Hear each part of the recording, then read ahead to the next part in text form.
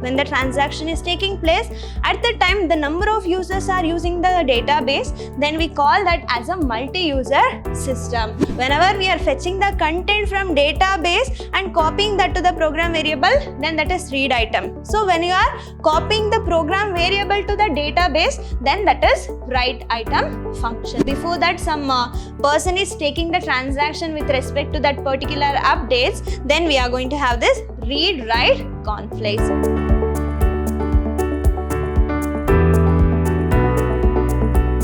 Hello everybody, a warm welcome to one and all. Welcome to the first session of chapter 2 in the unit 3 of B.Ca third semester subject called Database Management System. In short, it is Dbms. I'm Rohini TS, Department of Computer Science, Vidhyaashram First Grade College, the Temple of Excellence, MYSURU. As you all know that, in the last session of this unit, we had a discussion regarding chapter 1. So in our today's session, we're going to understand the content of chapter 2 itself. As you all can see here, today we are going to learn about the introduction to transaction processing system. What do you mean by transaction? What is transaction processing system? And also you will be understanding what is single and multi-user system. After that, I will be discussing what do you mean by read and write operations with respect to this transaction. And at last, you will be understanding what do you mean by this need of concurrency control. What is concurrency or concurrent execution? Then what is the need of controlling that? That is what I will be discussing. First, we'll start with the first concept, that is regarding transaction processing here. So, when it comes to the transaction, you all know the word called transaction. What it means? Several set of activities are taking place simultaneously. Then we call that as a transaction here. So, it provides a mechanism for describing the logical units of a database processing, that can be read, write operation, whatever it could be. Some logical units of a database processing is considered as what? Transaction. So this transaction processing system or the system with large databases and hundred of concurrent users in the sense what? The number of users are accessing the same content of DBMS at the same time. You're also trying to book a movie ticket. I'm also trying to book a movie ticket in the same screen, in the same theater, in the same city. That is what concurrent users or concurrent execution. So that are executing database transaction. This transaction processing system will going to have a large databases. That means we are going to have a numerous table in it along with the hundreds of concurrent users that are executing the database transaction. Then we call that large system as what? Transaction processing system here. So the transaction which is used to represent the logical unit of a database processing, that must be completed in its entirely to ensure the correctness. So whenever we are doing a transaction, that should be done completely or entirely, then we can say that as a successful transaction that has to take place in this transaction processing system. Then what are the examples comes under this transaction? So you can take the example of booking movie tickets and also for reservation. So you are using a system for reservation, railway or airline reservation. Along with that, we have a banking and credit card billing processing, stock market, supermarket. All these are what will be considered as an example for this transaction. So next we'll see the new concept, that is single user and multi-user system. So as in the previous slide, you all got to know that we have a concurrent user. That means what? 100 of users are accessing the same content of a database at the same time. But what do you mean by the single user and what is this multi-user system in a database? So we'll have the definition here. Single user, if at most one user at a time can use this system, then that is considered as what? Single user. At most only one user can access that resource of a database. Then we call that as a single user. So whenever we are a single user, at the time somehow it is restricted to microcomputer system. So only the personal computer that will going to be accessed by only one person at a time. That means all the resources are dedicated to a single person for their use. Then we call that kind of system as what? Single user. Then what about this multi-user system? If many users can use the system and hence the access the database concurrently. So when the transaction is taking place, at the time the number of users are using the database, then we call that as a multi-user system. And here whenever we have this DBMS, most of the DBMS systems are multi-user. That means banking, railway reservation, airline reservation, all those comes under this multi-user system. Will it going to say no for you if someone is trying to book a movie ticket? No. That is what regarding multi-user system. Some of the or most of the DBMS systems are multi-user system here. Example, an airline reservation system. It's going to be used by 100 of travel agents and reservation clerks concurrently. That is one of the best example which you can take for this multi-user system. And also the systems in banks, insurance agencies, stock exchange and supermarket are also operated on by many users who submit the transaction concurrently to the system. So all these are the example which comes into this multi-user system. Those who are working in a personal computer for their personal use or microcomputer, then that is single user system. This is what you need to understand from this single user and multi-user system. We'll move to the next concept, that is transaction. In that we have a read and write operations. What do you mean by this transaction? Already you got to know. So it's a set of activities which is taking place in a database. Then which are those activities? That is what?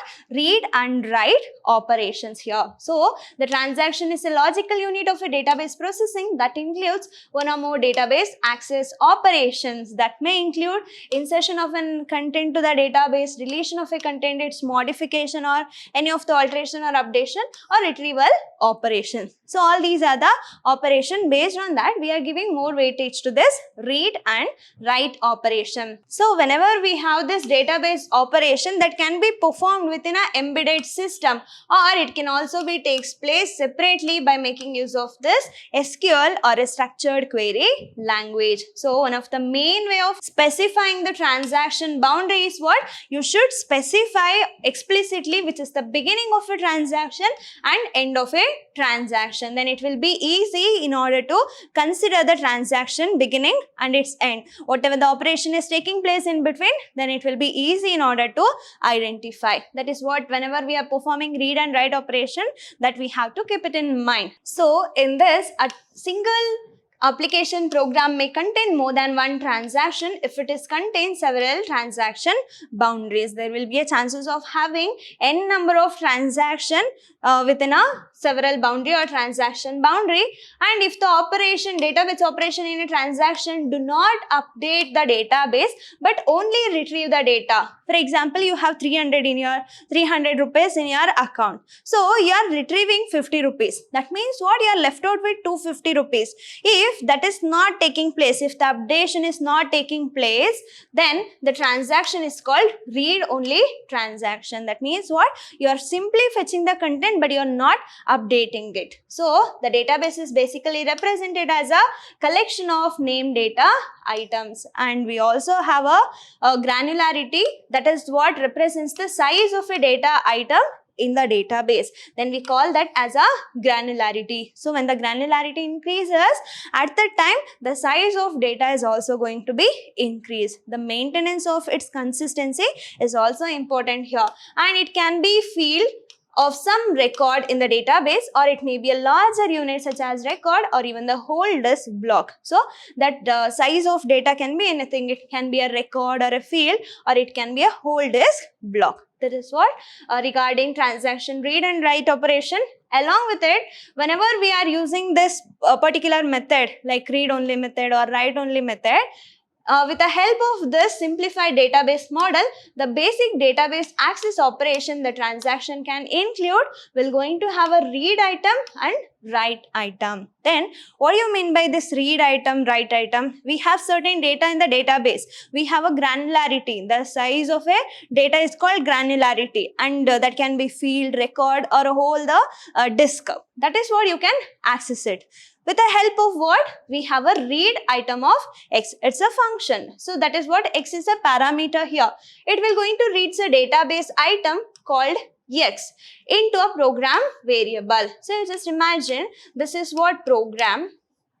So this is what program, and also we have a database here. So in this database we have a variable or we have a content called x. So that content called x will going to be copied to this program variable. Then we call that operation as a read item. So reads the database item called x into the program variable. We are using that x which is there in database to this program variable. Then what about this right here?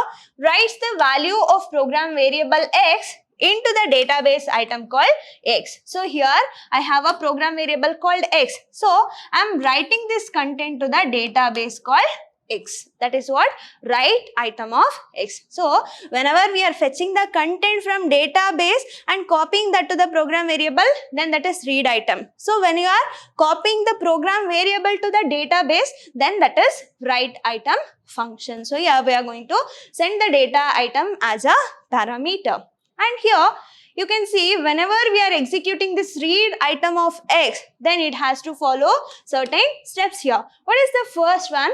Find the address of the disk block that contains the item x. So you just imagine I have some of the disk blocks. So in the disk blocks, which disk block contain the value called x or item called x, then we have to find out its address. So that address will going to be computer generated one. So we have to find out its address. So what is the second step? Copy that disk block into a buffer in the main memory. So whatever we wanted to execute, that has to be in the computer's main memory. So consider this is what computer main memory, in that we have buffer. So I need to copy this content to this buffer of a main memory. What is the next step? Copy item x from the buffer to the program variable named x. So I have a variable called x in the buffer of a main memory right now. After this, I need to copy this content called x to the program variable. This is what? Read. So we have a content in the buffer of a database that has to be copied to the program variable. This is what? Read operation. Then how the write operation will going to take place? Executing a write item of x command includes the following step. Same way, first we have to find the address of disk block that contains the item called x. So you just imagine here we have some of the disk blocks. In this, I found the address of this disk block which contain the item called x. Second is what? Copy that disk block into a buffer in the main memory. Same way. Here I have a main memory, I have a buffer. I am copying this content from this item x or disk block x to this one buffer of a main memory. After that, copy item x from the program variable named x into its correct location in the buffer. So we have to copy the content x which is there in the program variable, that has to be copied to the proper location of a buffer. After that, store the updated block from the buffer back to the disk. So what I am supposed to do now? I have to store the updated block from the buffer back to the disk. So here I had taken the item called x from this disk. So now I have to send this disk back to its location by holding this variable called x or data item called x. Then we call that kind of operation as what? Write item. This is how the read and write operation will going to takes place. So whenever we are doing this read and write operation, so the concurrency control and recovery mechanisms are more important. Why? Because concurrency control in the sense what? Whenever the number of users are accessing the same content of a database at the same time, then the transaction should not affect other transaction, or it should not be get affected by any other transaction. That is what? The maintenance of that concurrent execution is important. If something went wrong, we have to regain it back. That is what?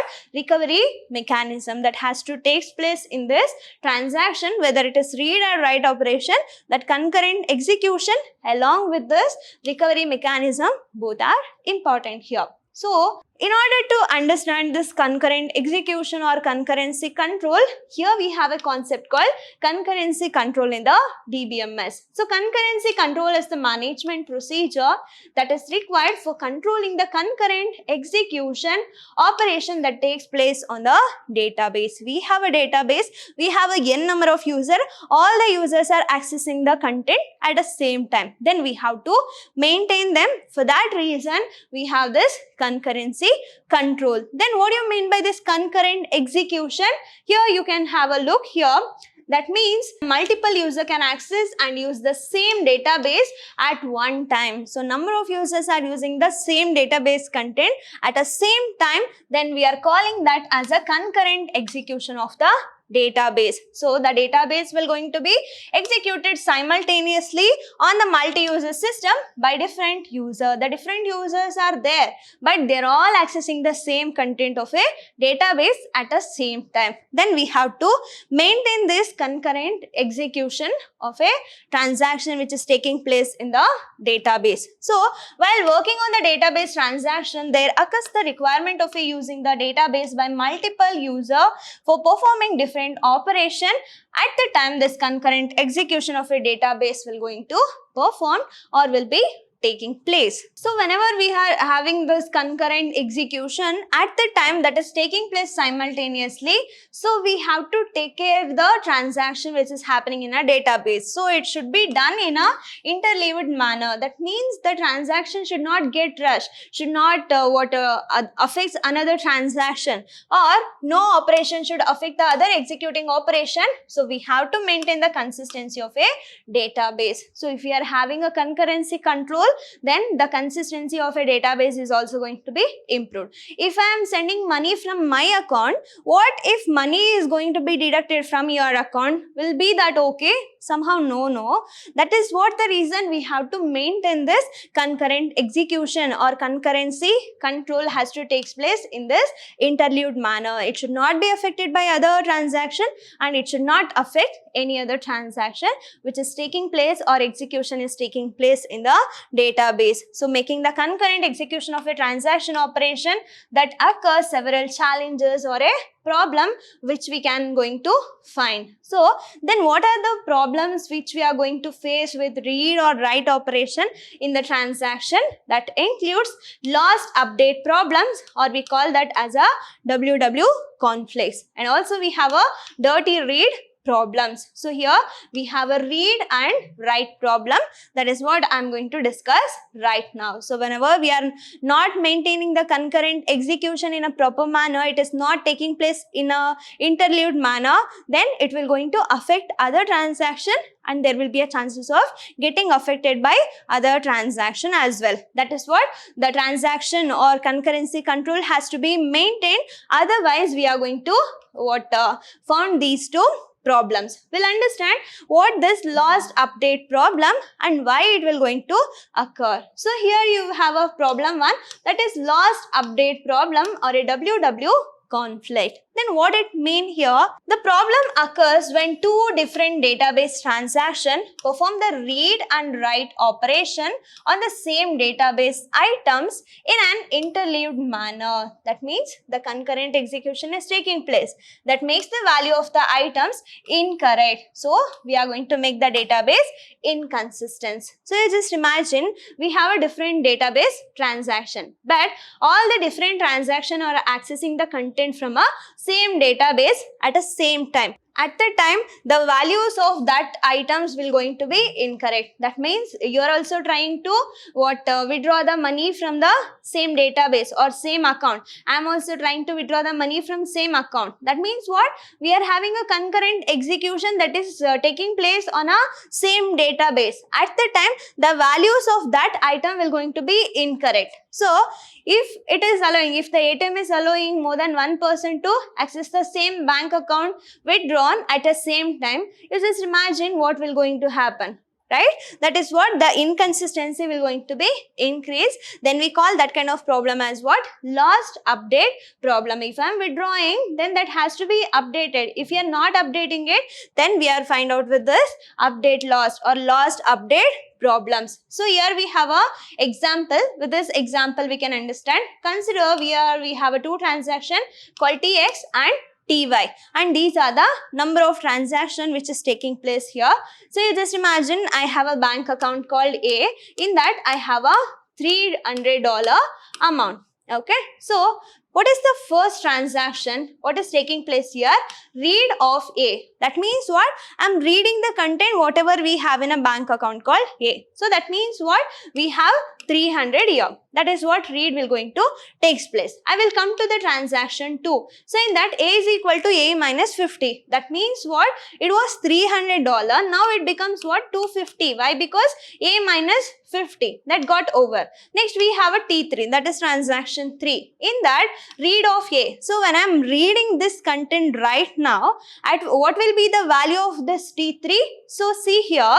At the time of T3, the transaction TY reads the value of account A, that will be $300 itself. Why? Because, so here I have deducted an amount, but I didn't update it. That is what? Whenever I'm reading it again it will going to show $300 for the transaction called TY. Fine. Then when it comes to the transaction T4, A is equal to A plus 100. For this transaction TY, it is considering the value of A as 300 itself. So if it is A is equal to A plus 100, now it becomes $400. Correct? So whenever I am coming to this transaction 6, at the time, right of A in the sense what? What we had in A in the transaction TX, that is what? 250. I am going to get a message like 250. And here I will come to the transaction T7, and when I am having this right of A at the time, that will going to show 400. Can you see the difference here? Yes. For the transaction TX, that is showing 250, and for transaction TY, that is showing 400. That means what? There is a incorrect value we found. That is what? End up with this lost update problem, right conflict. That is what happening in this lost update problem. So here we have lost some of the money. Though it is added, though it is not updated, we are getting a wrong data. That is what will going to happen in this right conflict. So as you all know that in the transaction 1, that will going to reach the value of account A, that is $300 itself. In the transaction 2, that will going to deduct the $50 amount, so that it will going to have become $250, but it is only deducted, not updated, or we are not writing it. That is what in the transaction 3x, as of now, after the transaction 2, we have only 250 rupees. Whenever I am performing this transaction 3 or T3 with respect to the TY, then it will going to read the value of account A, that will be $300 itself. Why? Because it is not updated. It is just got deducted, but we didn't update it. That is what it is going to get $300 again, only because TX did not update the value 8. That is what? Lost update. Fine. Then what will going to happen in the T4? We'll see here. When it comes to the transaction T4 to the TY, that will going to add $100 to the account called A. Then it becomes 400. When it was read, that time it was 300. Now we are adding 100 plus dollars to it. Then it become $400. So at the time of transaction 6, the transaction value of the account A, that will be updated as 250. So when you come to this one, at the time, whenever we are updating this, no transaction in the T5, when it comes to T6, write of A. For this TX, it will going to write the content as 250 itself. So that means what? The TY is also did not update the value. So it become what 400 in this T4, but it is also not updating the value. Whenever I am printing this, again I am going to get the previous value itself as a 250 itself. Then when it comes to the transaction T7, writes the value of account A, so it will write done time T4, that will become $400, and for TX it is going to be lost, that is $250 is being lost. When we consider this kind of example, then the data becomes incorrect here. For the transaction Tx is some value, for the transaction Ty is some other value. So the database will going to be inconsistent. Whenever we are not maintaining the concurrent execution properly, or whenever we are not updating the transaction properly, at the time this write-write conflicts or lost update problems will going to takes place. That has to be taken care here. What is the second we have?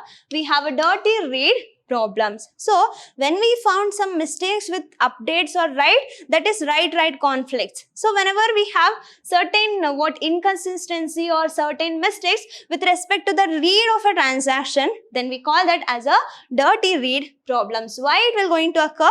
What it mean? We'll see now. The dirty read problem occur when one transaction updates an item of the database and somehow the transaction fails, and before the data gets rolled back, the updated database item is accessed by another transaction. Then there become a read-write conflict. So here we can consider this as a read-write conflict between both of the transaction. So you just imagine, by miss you are going to put some message which is irrelevant to particular group. So that just going to be read by somebody, but you wanted to delete that. So at the time you are going to give delete for everyone, but that message has been conveyed to somebody already. Fine. Then we are going to have a conflict. That is what? Read-write conflict. That means you have somebody has read a content and you already had written something, but that is not needed for them. Then we are going to have this read-write conflicts in the transaction. So understand here. So when one transaction updates an item of the database and somehow the transaction fails, they have updated. They are saying tomorrow is the examination, but that updation has been failed. But before the data gets rolled back, that update has to come back to the previous consistent state. So before that, the updated transaction which needs to be rolled back will going to be accessed by some other transaction. But now I wanted to delete that content or I wanted to roll back it. That content is not so okay right now. Then we are going to have this read-write transaction. Somebody said tomorrow is the exam, but they have to take that message back. That means they have to delete that update back. Before that, if some transaction is taking place, before that some person is taking the transaction with respect to that particular updates, then we are going to have this read-write conflicts. We have an example. Understand, consider the transaction. We have Tx and Ty and we are doing this read and write operation on the account called A here, and here the basic amount or balance is $300. So consider the transaction T1. So here I am reading A. That means what? As of now the value of A is $300. So when it comes to the T2, I am adding plus 50 to it. A is equal to A plus 50. So now what is the value of A? That is, it become $350. After that I am writing A. So if I am writing A, what will be its value?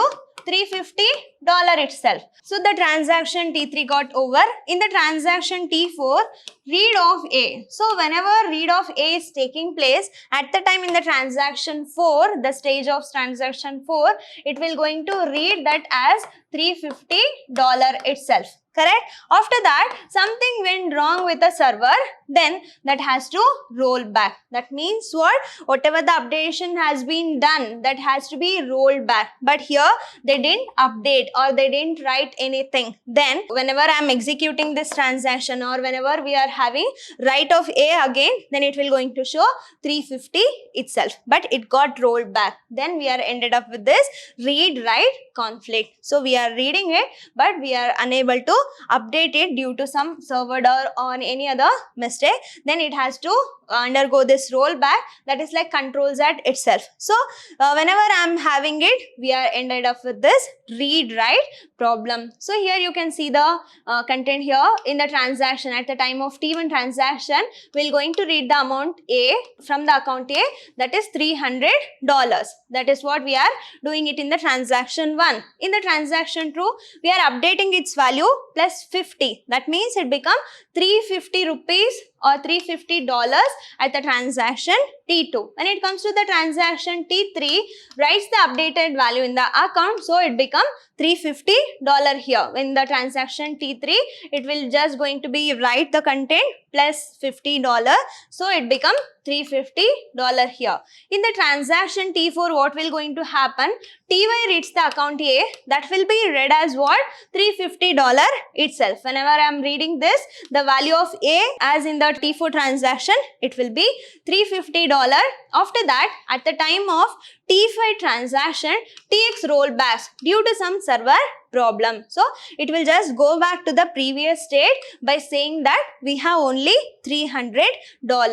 So, but the value for the account A remains $350 for the transaction TY. So, here you can see, I just read a content in the TY, but I didn't write anything here. So, it will just going to show $350 to the transaction TY, but for the TX, it is showing only $300 that has been rolled back due to some server down. That is what happening in this here.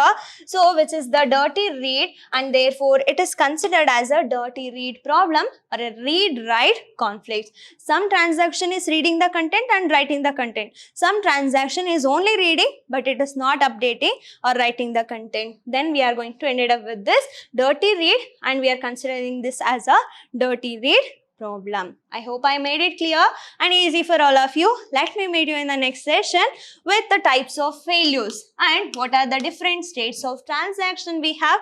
At last, we're going to understand what is this asset, what is its abbreviation, and why these properties are required in the database. That is what I will be discussing in my coming session. Let me meet you there. Until that, keep learning, keep on growing. Thank you.